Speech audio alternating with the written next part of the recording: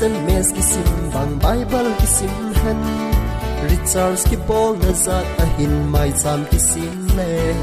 Facebook apartment sanga pa kai dia ki mang le hakau hin kho hatai hi in te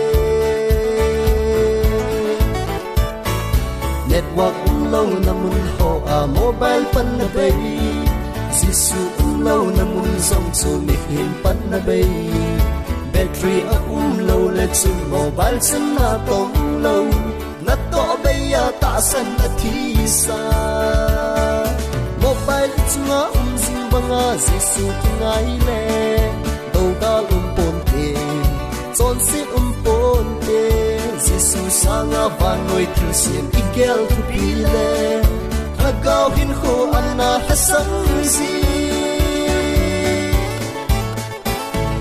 khuzin atham no le mobile ima hello mi him zong atong gim ho bo lo hing achang nge sim le pai alut lo le ki ho na hi thei lo hop som pi lo phat thei achang tom mobile chunga zing banga jisu ki ngai le do ga pon te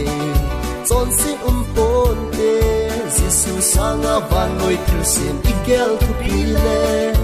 agao hin kho anna hasan si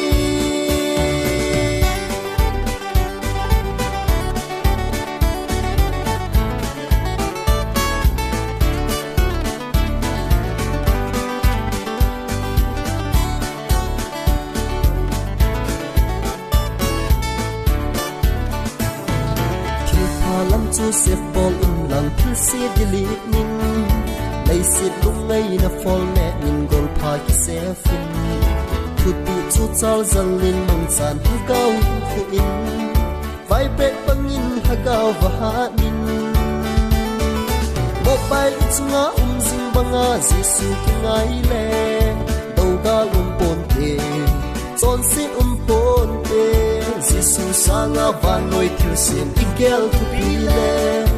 agao hin kho anna hasan si